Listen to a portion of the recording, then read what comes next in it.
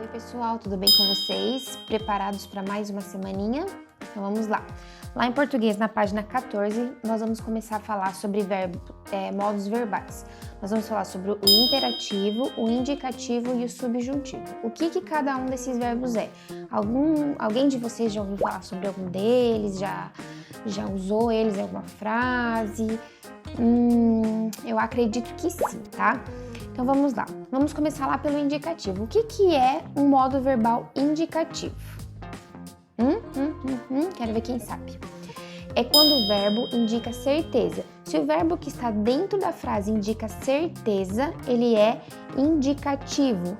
Ali, como nós temos vários exemplos na apostila de vocês, então, quando ele indica certeza, ali, ó, dê um desconto. Então, ele está afirmando, dê um desconto. Então, é uma certeza. Nesse caso, o verbo está no indicativo. Mas aí nós podemos ter o subjuntivo. O que é o subjuntivo? É quando existe uma dúvida, uma incerteza, uma possibilidade de que aquilo aconteça. Quando nós usamos talvez, ou ali, ó, o estudo utilizou um jogo especificamente, é quando há uma incerteza daquilo que se diz, tá? Quando tá na frase. Então, esse é o verbo subjuntivo, quando há incerteza, ou é uma possibilidade, ou é uma dúvida com relação àquilo, quando o verbo não está assim firme em sua fala, tá? E o verbo imperativo. O que é o verbo no modo imperativo? Ele é pode ser uma ordem, pode ser um pedido, uma súplica, um desejo, um conselho, enfim. Ali, como quando nós falamos assim, mas talvez isso se torne mais comum no futuro. Então, é uma possibilidade, né? Então, ali é um pedido, é uma súplica também, tá bom? Então, vocês vão... ali tem essa explicação que a Prof deu, tem bem certinho aqui na apostila, ali com as palavras de quem escreveu, que daí vai ficar talvez um pouco mais fácil para vocês também visualizarem e compreenderem, tá? Então, vocês vão observar aqui embaixo, já vai ter uma atividade já com relação a isso. Que parece que é uma coisa difícil, mas não é. Vocês vão ali ver, eu jogo videogame. Eu jogo videogame, eu estou falando isso com certeza, com firmeza, porque eu jogo videogame. E quando a gente tem certeza, qual é o modo? Qual é o modo verbal? Jogue mais vezes com seus avós. Isso é o quê? Jogue é o quê? É um pedido, né? E quando nós fazemos um pedido, é o quê? Qual o modo verbal quando há um pedido no verbo? E aqui daí na letrinha C.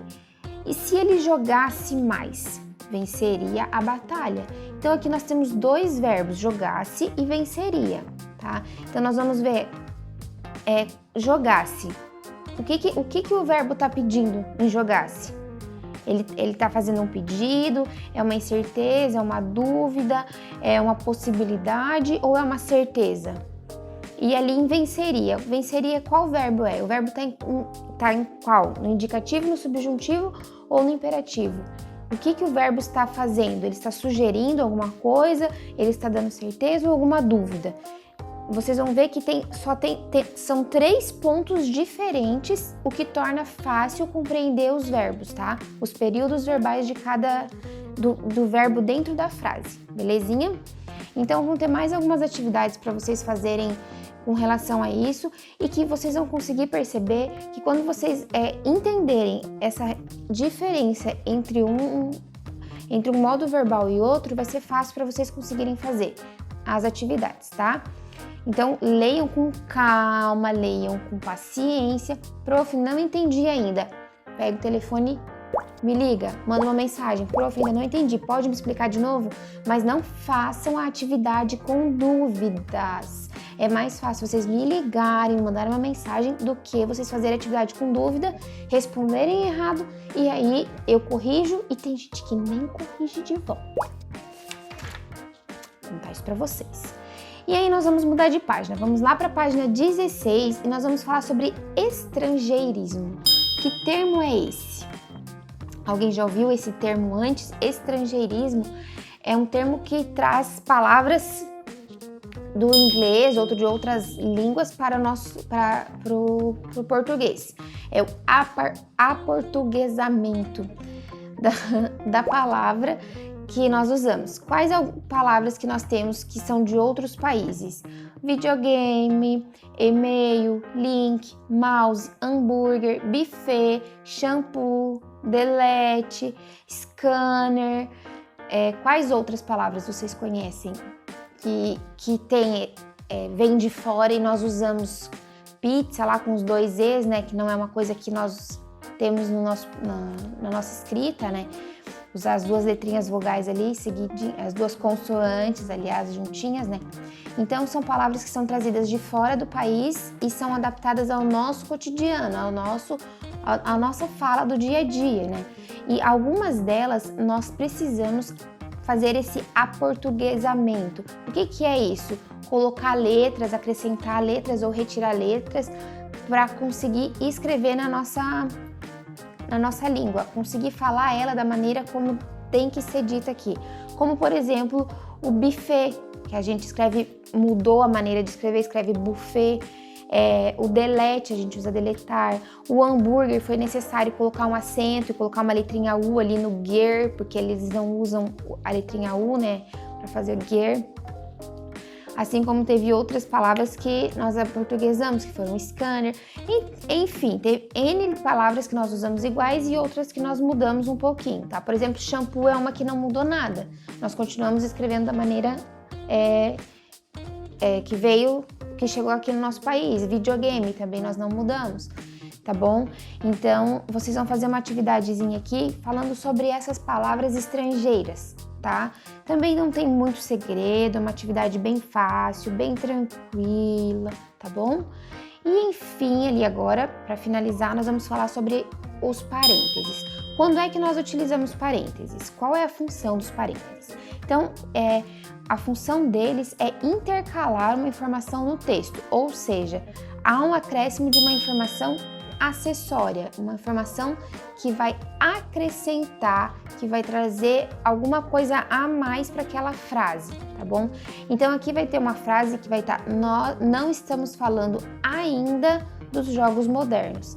Então, o que esse ainda quer dizer? Quer dizer que pode ser que a qualquer momento se fale sobre isso, né? É uma informação que ela foi acrescentada ali e deixa implícito uma opinião de que os jogos poderão vir a ser utilizados, tá? Então, nesse caso, ela trouxe uma informação completamente necessária de que a qualquer momento os jogos vão ser modernos, tá? Vamos falar sobre os jogos modernos. E aí nós vamos fazer uma atividade com relação aos parênteses também. E vocês vão percebendo que os parênteses nós usamos também não só para esse acréscimo de informações dentro do texto, mas também nós indicamos nomes de autores, datas de publicações, de obras, nome de livro, capítulo, enfim, várias coisas que também são acrescentadas com parênteses dentro da fala, dentro de textos, tá bom? E aí na página 18 vai ter a conclusão dessa atividadezinha, certo?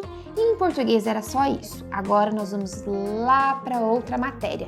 Vamos pular lá para a história, tá?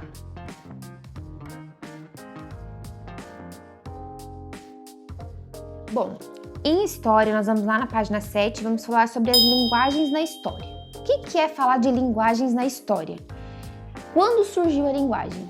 Desde sempre. A linguagem existe desde que o ser humano existe. Mas, prof, a linguagem... Que linguagem? A linguagem, as pessoas precisavam se comunicar de alguma forma, mas elas não se comunicavam exatamente pela escrita, porque nós sabemos que a escrita surgiu não há tantos anos assim. Elas se comunicavam, existe, né, uma teoria de que primeiro elas se comunicavam por gestos e depois foram criando sons e depois foi se criando a fala, tá? Então, sabendo disso, nós temos o quê? Sabemos que existem vários meios de comunicação. Nós podemos se comunicar por essas formas de linguagem da música, da escrita, da dança, da pintura, da fotografia. Existem várias formas de comunicação, várias formas de linguagem. Então, essa diversidade de comunicação, dessa diversidade linguística, contribui para o estudo de determinadas épocas passadas, tá bom? Então, essa forma de comunicação, como eu falei, ela foi passando por transformações com o decorrer do tempo, ou seja, aquilo que a prof disse antes, começou de uma maneira e foi se transformando conforme a necessidade das pessoas, elas iam encontrando. De repente aconteceu o que? Eles começaram a se comunicar por desenhos, eles viram que se eles começassem a fazer os desenhos, conseguiriam se comunicar com as pessoas que também passassem por aqueles ambientes. Foi aí que começaram as pinturas rupestres, onde eles faziam os desenhos ali para indicar o que eles estavam fazendo, para fazer as indicações deles, que vocês já conhecem, e aí quem passava por aquele espaço, e tanto que hoje, quando é encontrado pinturas rupestres, todos já sabem qual era a finalidade, o que eles queriam dizer com aquilo, né? Então, começaram a ser produzidas há cerca de 70 mil anos as pinturas rupestres, né, as artes rupestres, e as mais antigas estão lá na África e na Europa, e nós temos aqui no Brasil também algumas pinturas rupestres, tá? Então aqui na apostila de vocês vão ter 2 exemplos. E aí vamos ali para a próxima página, vamos falar sobre a história da escrita. Então, como nós já vimos lá no primeiro bimestre, os sumérios fizeram os primeiros registros de escrita, né? Essa partezinha vocês já viram ali, vocês vão ler aqui para retomar, mas vocês já viram como é que eles fizeram essa iniciação da escrita, tá? Então aqui vai ter uma breve explicação para refrescar a memória de vocês sobre os sumérios ali na página 8 para vocês lerem um pouquinho, tá bom? E aí nós vamos passar para a página 9 ali onde fala de transformações na escrita. Assim como houve essa mudança lá na forma de se comunicar verbalmente, também houve na escrita. Lá no começo, quando eles começaram a fazer essa forma de comunicação escrita, eram por meio de desenhos. E aí foi mudando, eles foram fazendo desenhos que conseguiam expressar algo além daquilo do começo. Então, os pesquisadores, eles conseguiram relacionar eu vou ler a palavra, hieróglifos egípcios, as letras do nosso alfabeto, ou seja, eles pegaram essas figuras que representavam um objeto ou som e conseguiram transformar para o nosso alfabeto, para nós conseguirmos entender aquilo que era dito, tá bom? E aí ali nós vamos ver do ladinho o desenvolvimento do alfabeto, tá bom? Tem um texto que explica ali bem direitinho, então vocês vão ficar sabendo que o alfabeto fenício, que foi lá um dos primeiros também, ele era formado apenas por consoantes. Foram os gregos e os romanos que foram acrescentando as vogais ao alfabeto, tá? Então, vocês também vão ler ali e vai ter aqui uma tabelinha explicando o alfabeto fenício, o grego e o latino, que é o atual, é o alfabeto da maneira como nós utilizamos, tá bom? E aí, vocês vão percebendo que houve-se um esforço para que fosse desenvolvida uma forma de escrita, porque como existiam muitas viagens, os fenícios faziam muitas viagens, então eles precisavam encontrar um meio de se comunicar com todos os povos sem muita dificuldade. Então essa foi a maneira de globalizar a escrita, tá bom?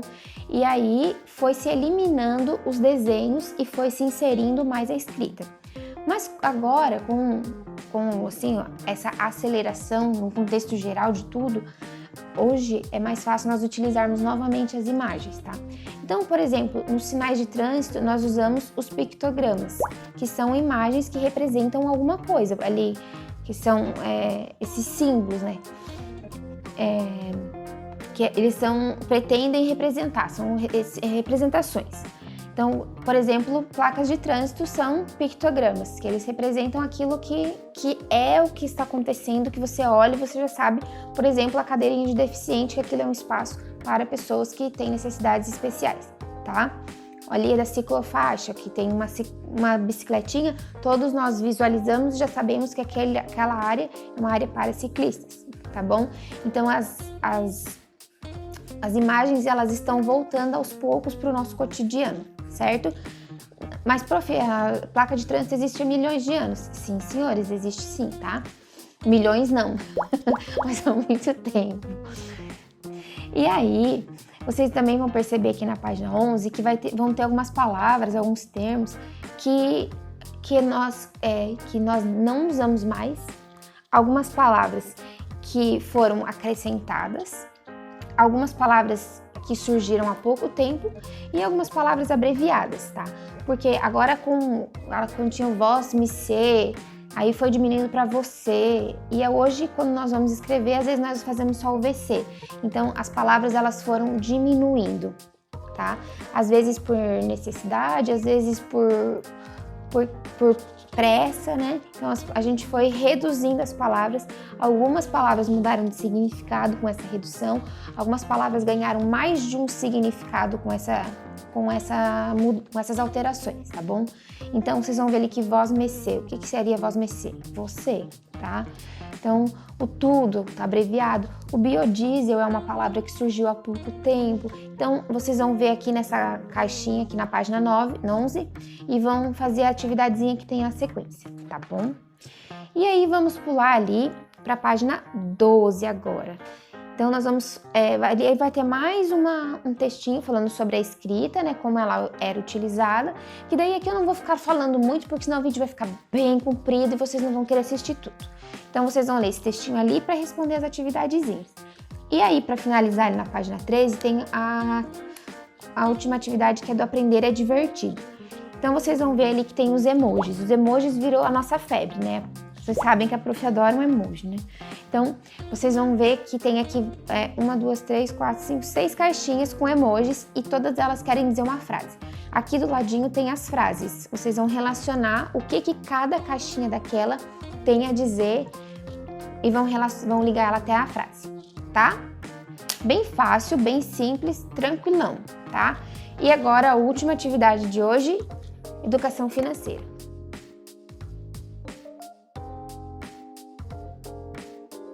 Lá na página 13 de educação financeira, vocês vão ler um textinho que fala microtexto, 2 páginas, 2 linhas, que fala sobre necessidade ou desejo. O que isso quer dizer?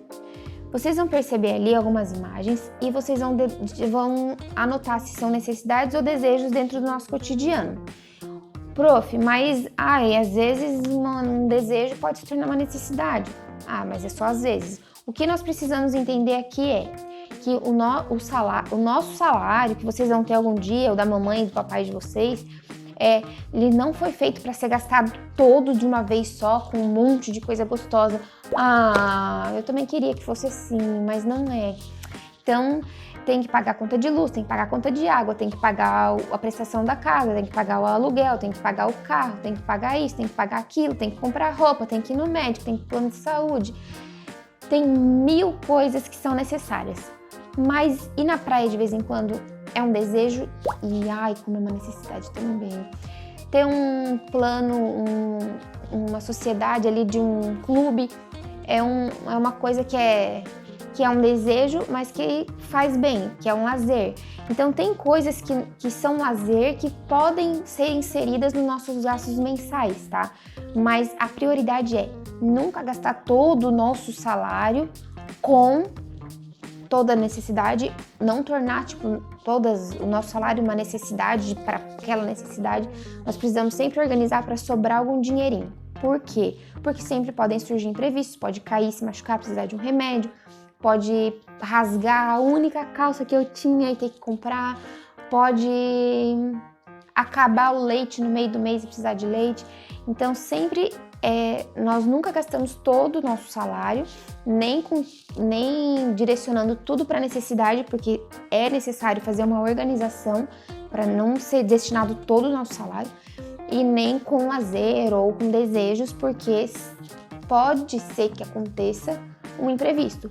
Se não aconteceu, o dinheirinho estava ali, e aí no outro mês pode ser que tenha um deslizezinho, pode dar uma passeadinha, alguma coisa assim, tá bom? E aí vocês vão ver aqui na página 14 e 15, hashtag partiu economizar. Então vocês vão perceber aqui algumas coisas que vocês podem estar ajudando em casa a economizar. Lá na máquina de lavar roupa, colocar mais roupa de uma vez só, para gastar menos luz e menos água, tomar o banho lá direitinho, mas menos tempo com o chuveiro ligado. com ferro de passar, na hora de ir no mercado, reduzir as compras, comprar só o necessário, tá? Evitar comprar muito de uma vez só para não estragar, não vencer. Isso especialmente com frutas e verduras, né, que estragam mais rápido ainda. Então, existem várias maneiras de economizar, começando dentro de casa com atitudes bem simples, tá bom? Então, vai ser essas atividadezinhas daqui da página 13, 14 e 15 de Educação Financeira.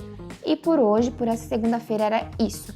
Não esqueçam de, até amanhã, me enviar a foto do coração e da pesquisa, que eu vou dar para vocês depois a data para levar lá na escola, tá bom? Que eu vou recolher tudo isso.